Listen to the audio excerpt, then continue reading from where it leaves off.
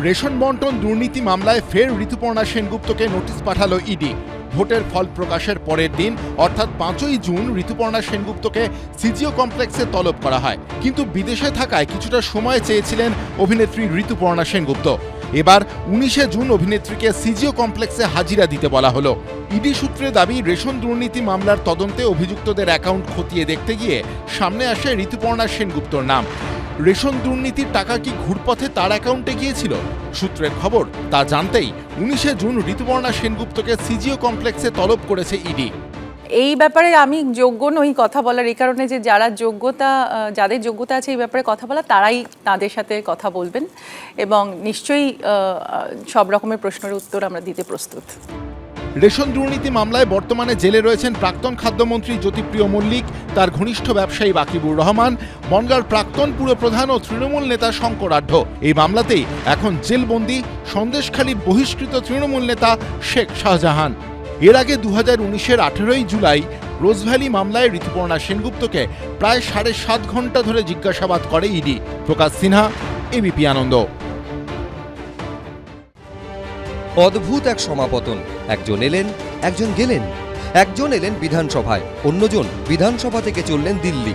শুক্রবার বিধানসভায় দেখা গেল এই ছবি। একজন চললেন দিল্লির পথে আর আরেকজন এই মুহূর্তে বিধানসভায়।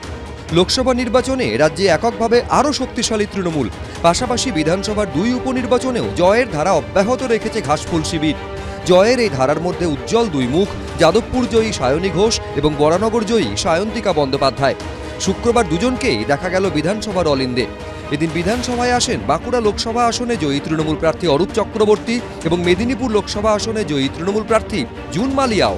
সবাইকে বিধানসভা ভবন ঘুরিয়ে দেখান অধ্যক্ষ বিমান বন্দ্যোপাধ্যায়। বাঁকুড়া থেকে গত বিধানসভা নির্বাচনে প্রার্থী হন সায়ন্তিকা, কিন্তু বিজেপি নীলাদ্রি শেখর দানার কাছে হেরে যান তিনি। আসানসোল দক্ষিণ কেন্দ্রে বিজেপি প্রার্থী অগ্নিমিত্রা পালের কাছে হেরে যান সায়নী ঘোষ। বরানগর উপনির্বাচনে জয়ী হয়ে এবারই প্রথম বিধানসভায় পা রাখছেন সায়ন্তিকা। যাদবপুর জয় করে সায়নী চললেন দিল্লি। বিমানদা বহুবার বলেছেন, কিন্তু মনে হতো যে না, এই জায়গাটা হচ্ছে এমন একজনের জায়গা যে জনপ্রতিনিধি হওয়ার পরেই যার আশাটা মানায় এবং মানুষের ম্যান্ডেট নিয়ে তাকে আসতে হবে। তাই 3 বছরের অপেক্ষা আমারও।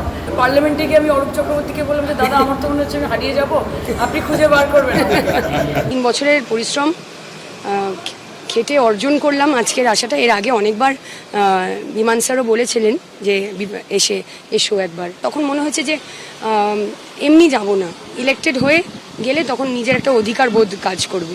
তো আজকে সেই অধিকার বোধটা কাজ করছিল যে না, আমি অর্জন করেছি এখানে আসাটা। সায়ন্তিকাকে যখন 2 মাস রাস্তায় রাস্তায় পেয়েছে, ঘরে ঘরে তাদের পেয়েছে, আমি তাদেরকে আমার কাছে আসতে হয়নি, আমি তাদের কাছে গেছি। তো আশা করি না, আমি নিশ্চিত যে তারা সবসময় আমাকে পাবে। সায়নী সায়ন্তিকা এসেছিলেন বিধানসভা ভবন দেখতে। অরূপ চক্রবর্তী এবং জুন মালিয়া এসেছিলেন পদত্যাগপত্র জমা দিতে। তালডাংরার বিধায়ক ছিলেন অরূপ চক্রবর্তী, তিনি সাংসদ হলেন বাঁকুড়া থেকে। অন্যদিকে মেদিনীপুরের বিধায়ক জুন সাংসদ হয়েছেন মেদিনীপুর থেকেই। 7 গুণ বেড়ে গেল আমার ঝুলিতে। এখন 1 থেকে একদম 6টা আরও বিধানসভা এলো এবং I am looking to forward to ইট।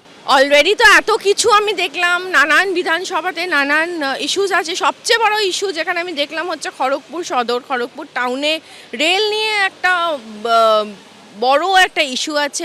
এটা দিয়েই শুরু হবে আমার লোকসভার যাত্রা। বিধানসভা ভবন ঘুরে দেখার পর সায়ন্তিকাকে জড়িয়ে ধরেন জুন মালিয়া। সায়ন্তিকার হাতে ব্যাটন তুলে দিয়ে জুন মালিয়া যে পা রাখতে চলেছেন সংসদের অলিন্দে। উজ্জ্বল মুখোপাধ্যায়, এবিপি আনন্দ, কলকাতা।